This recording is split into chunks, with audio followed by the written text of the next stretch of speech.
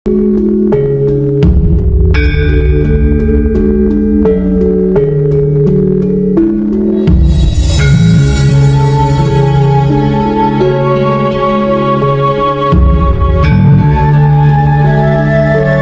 balik kalimat manunggaling kawula Gusti, jangan berselimut dengan kata tidak selembar daun pun yang jatuh ke bumi tanpa kehendak Tuhan. Saya ulangi lagi pertanyaan dan jawabannya tadi ya. Pak Web, apa benar jika kawula dan Gusti sudah manunggal?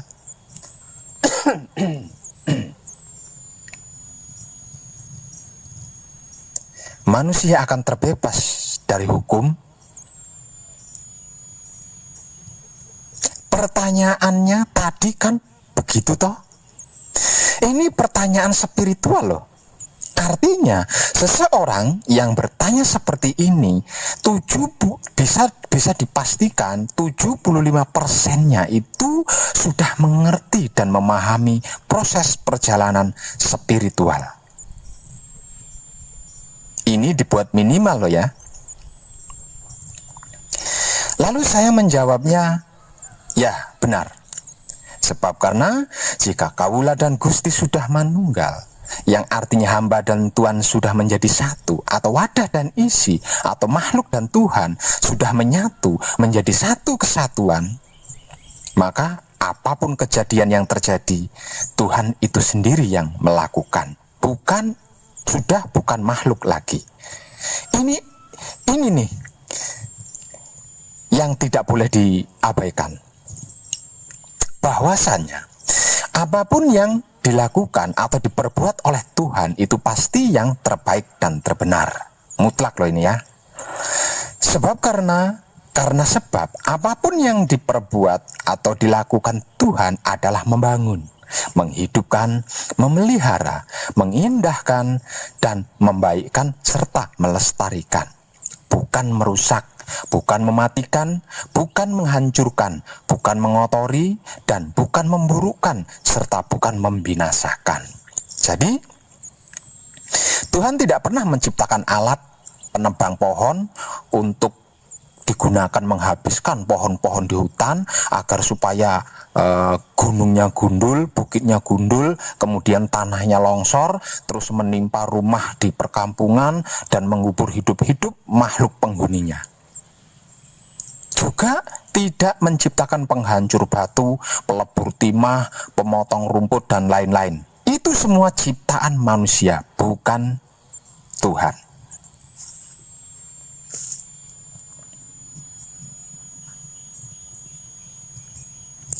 Jadi, jangan bersembunyi di balik kalimat manunggaling kawula Gusti. Yang melakukan pemerkosaan, pembunuhan, perampokan, penipuan, dan bla bla bla bla bla bla. Itu orang yang kawula Gustinya belum manunggal. Artinya bukan Tuhan, melainkan angan-angannya sendiri, halusinasinya sendiri. Kalau kawula Gustinya sudah manunggal, manalah mungkin. Nih, gue kawulanya sudah manunggal ame Gusti gue. Mau gue cobain berjalan di rel kereta api nih.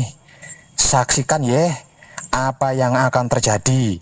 Keretanya bisa nabrak gua kagak, terus guenya yang ditabrak kenapa-napa kagak. Bukan seperti itu, dan tidak seperti itu jika kawula Gustinya seseorang sudah manunggal. Jadi jangan kau jadikan tameng untuk modus ya. Macam mana pula kau itu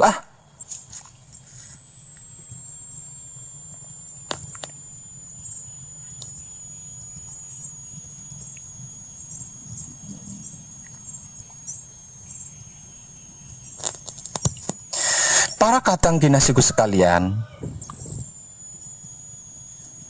di abad ke-15-an, agama yang bertandang ke Pulau Jawa hingga berdomisili di Pulau Jawa sebagai pendatang serta mendapat perlakuan dan pelayanan bak raja oleh penghuni di Pulau Jawa ada banyak.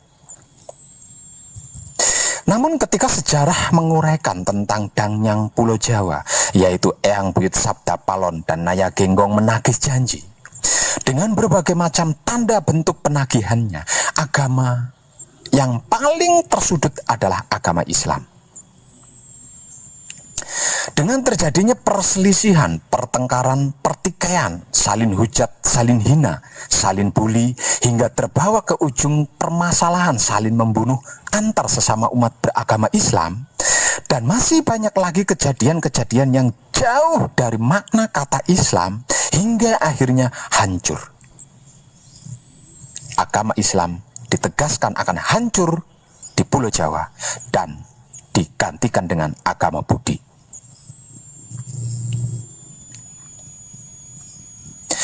Hal ini terjadi akibat dari sebab literasi sejarah dengan kekajaman politiknya ketika membagi fase pengembangan agama di Nusantara, di mana pada waktu itu Islam baru menguasai Nusantara setelah berdirinya kerajaan Demak Bintara, setelah menghancurkan kerajaan Majapahit. Kerajaan Majapahit yang pada masa itu sebagai kerajaan pemersatu Nusantara juga merupakan pengayom dan pelindung semua agama-agama yang sedang bertamu di Nusantara menemui titik terendahnya yang kemudian hancur dan lenyap. Dengan kejadian tersebut, agama Islam didakwa sebagai imperialis baru Nusantara pada abad ke-15. Jadi, tidak dan bukan suatu hal yang aneh dan mengherankan jika kemunculan tuntutan Dangyang Jawa, yaitu Eyang Buyut Sabda Palon Naya Genggong, yang secara perlahan-lahan menghancurkan agama Islam.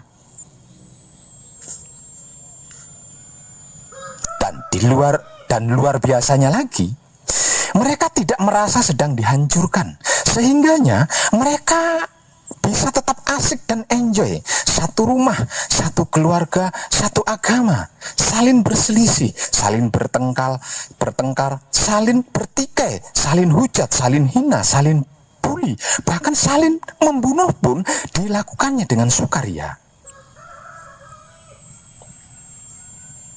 Selama lebih dari 500 tahun, bahkan sumpah, selama lebih dari 500 tahun pasca sumpah Sabda Palon Naya Genggong, kejadiannya benar-benar sirno ilang kertaning bumi, yang artinya tidak ada kedamaian sama sekali di muka bumi ini.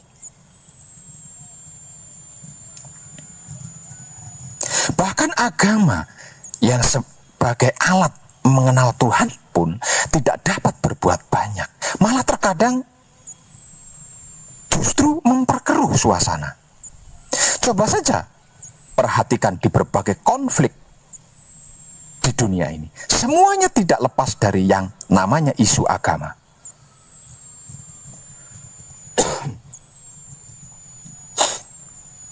Bahkan ada banyak yang merasakan kehidupan di negara muslim terbesar di dunia ini mengalami konflik di satu ranjang, satu tempat tidur, yaitu Islam versus Islam. Sangat mirip, bahkan sama persis dengan sistem, cara, dan teknik politik yang pernah mereka gunakan ketika menghancurkan kerajaan Majapahit, hingga pada akhirnya hancur dan digantikan oleh agama Budi. Apakah agama Budi? Yang dimaksud itu adalah agama Buddha? Bukan, karena agama Buddha pun termasuk tamu di Nusantara.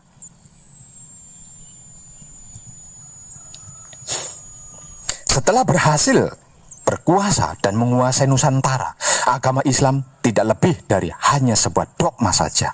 Tentu ini juga sangat mungkin terjadi pada agama-agama lainnya pula.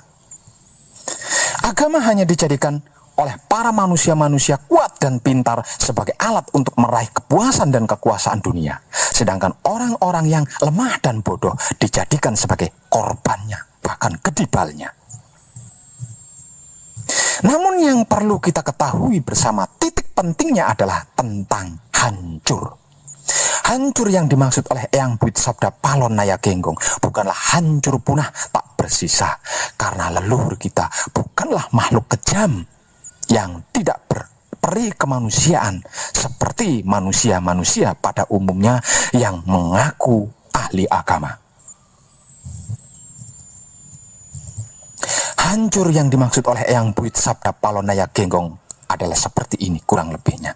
Dengan kesepakatan antara Sabda Palon Naya Genggong dan hukum alam semesta yang proses perputaran perjalanannya tidak bisa diubah dan dihentikan.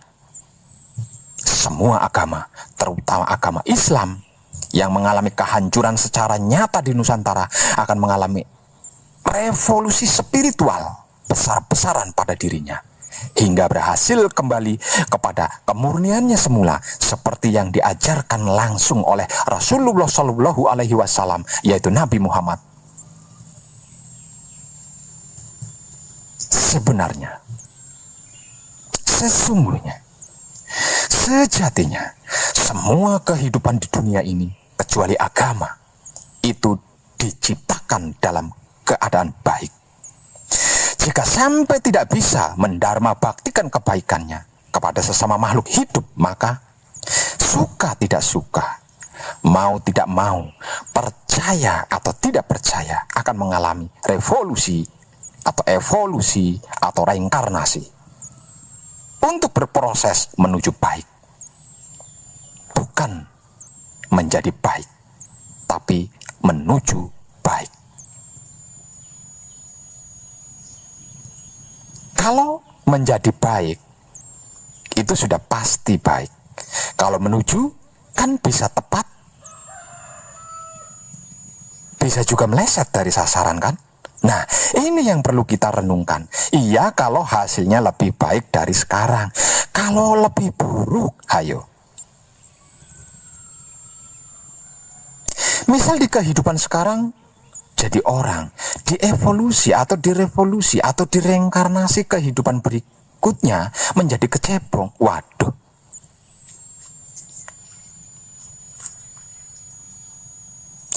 Tapi Pak Web mengatakan kecuali agama, semuanya akan mengalami evolusi atau revolusi atau reinkarnasi. Maksudnya, kalau agama tidak mengalami evolusi atau reinkarnasi, gitu ya Pak?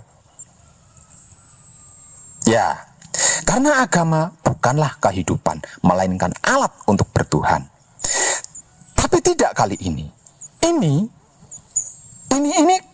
karena disebabkan oleh manusia si penganut agama itu sendiri, yang secara tidak langsung meminta untuk dievolusi, untuk direvolusi, atau untuk direinkarnasikan.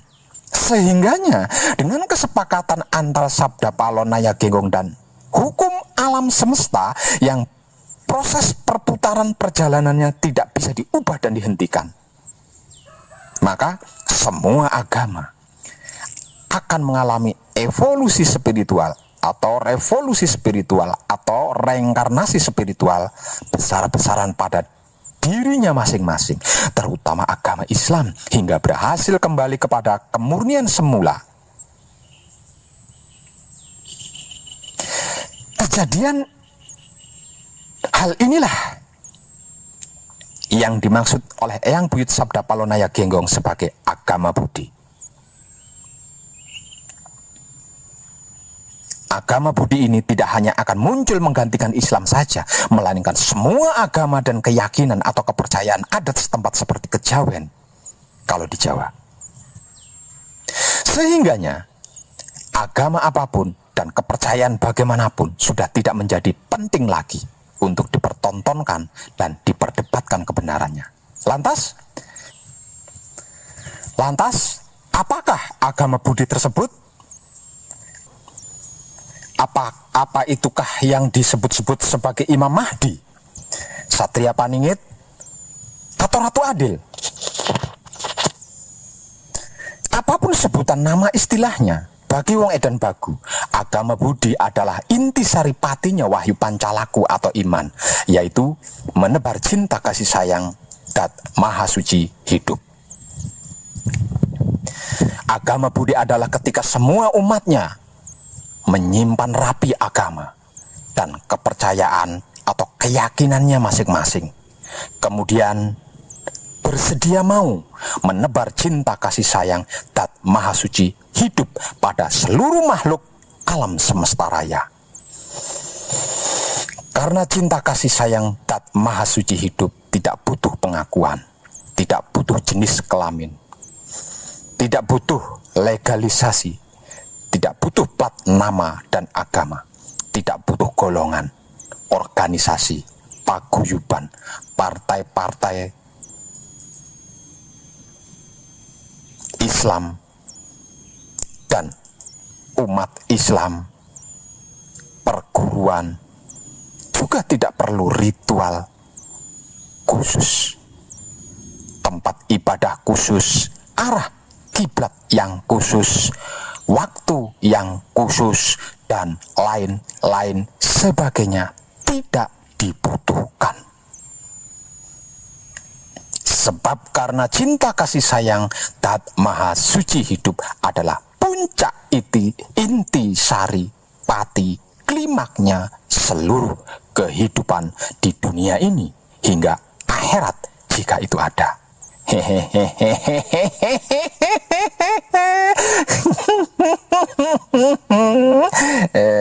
Dan tenang.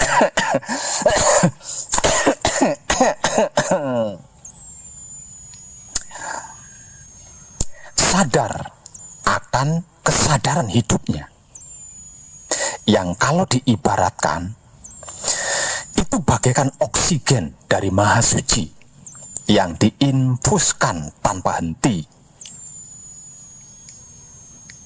di sekujur badan, di sepanjang kehidupannya. Itu dia. Tercerahkanlah panjenengan semuanya, dan salam setuhan penuh cinta kasih sayang dari dalam lubuk hati saya wong edan bagu yang paling dalam. Selamat, rahayu, rahayu, rahayu, damai, damai, tentram. Saya wong edan bagu ngaturaken sugeng rahayu lir ing sambikala amanggih Yuwana pinayungan mring ingkang maha suci. Basuki Yuwana Teguh Rahayu selamat berkah selalu untuk semuanya tanpa terkecuali, terutama para sedulur, khususnya para kadang konto dan kanti anom saya yang senantiasa direstui yang dat maha suci hidup. Om Santi Santi Santi Om. Wassalamualaikum warahmatullahi wabarakatuh. Terima kasih dan salam kebajikan. I love you full.